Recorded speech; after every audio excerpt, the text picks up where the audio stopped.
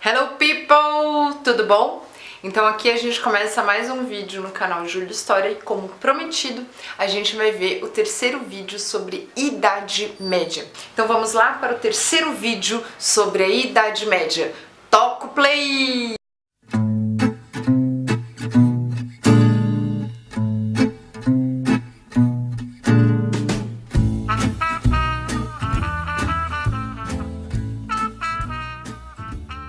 Então, sobre acontecimentos da Idade Média, a gente tem inúmeros, né? A gente pode citar cruzadas, a gente pode citar Guerra dos 100 Anos, Peste Bubônica, expansão árabe, Império Bizantino. Então, são várias questões que permeiam aí este período de 1000 anos nesta Europa, principalmente a Europa Ocidental. Então, para iniciar, vamos lá para a Guerra dos 100 Anos. Como está aqui no nosso querido mural, no nosso querido quadro branco, a Guerra dos 100 Anos foi um momento ali de identidade nacional. O que eu quero dizer com isso? A Guerra dos 100 Anos foi uma guerra que durou um tanto mais do que 100 anos, e essa guerra foi lutada, foi batalhada entre a França e a Inglaterra.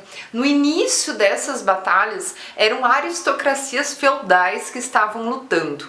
Depois deste período aí muito longo, onde pegou aí mais ou menos 5 reis de cada casa, né, a casa francesa e a casa inglesa, a gente vai ter como resultado o quê?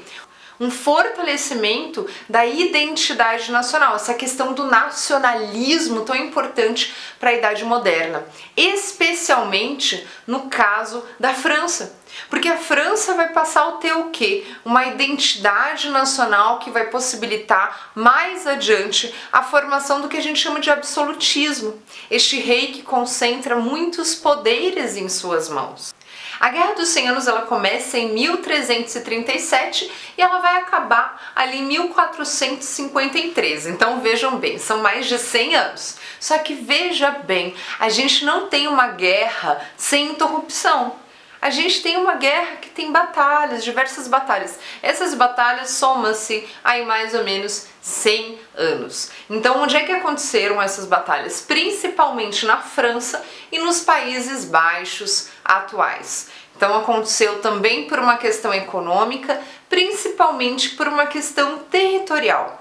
Dentro dos aspectos econômicos, a gente pode citar ali uma região urbana, digamos assim, chamada região de Flandres, que hoje fica entre a Bélgica e entre os Países Baixos. Então a região de Flandres era uma região ricamente fornecida de feiras medievais. O principal produto aí vendido nessas feiras medievais na região de Flandres era tecido. O tecido ele é feito com lã. Nessa época, será que era a França ou a Inglaterra que produzia lã? A gente tem que lembrar da história da Inglaterra. Este tecido de Flandres era comprado da Inglaterra. Então tinha uma questão econômica desta burguesia de Flandres muito relacionada à Inglaterra, muito mais do que da França, por mais que geograficamente a região de Flandres naquela época pertencia à França. Essas batalhas da Guerra dos 100 Anos, utilizando arco, utilizando flecha, utilizando muita cavalaria, utilizando aí a besta medieval. E a gente vai ter mais pro final da guerra, que vai ser aí o que vai virar essa guerra a favor da França, a gente vai ter a utilização, numa das primeiras vezes que é utilizado na Europa, dos canhões de guerra. O que é interessante você pensar que essa guerra ela começa com o uso massivo das cavalarias e ela termina aí depois de 120 anos, ela termina com a formação de exércitos permanentes, exércitos que estavam em desuso desde a antiguidade aí, principalmente depois do declínio do Império Romano. Mas a partir da Guerra dos 100 Anos, a gente vai ter uma formação do Exército Nacional francês. Algo aí muito interessante e que vai formar essa identidade francesa nacional e que vai possibilitar mais no futuro essas questões mais centralizadas deste rei absolutista. O Henrique V, que foi o rei inglês que finalizou a guerra, disse: beleza, França, você ganhou, a Inglaterra perdeu.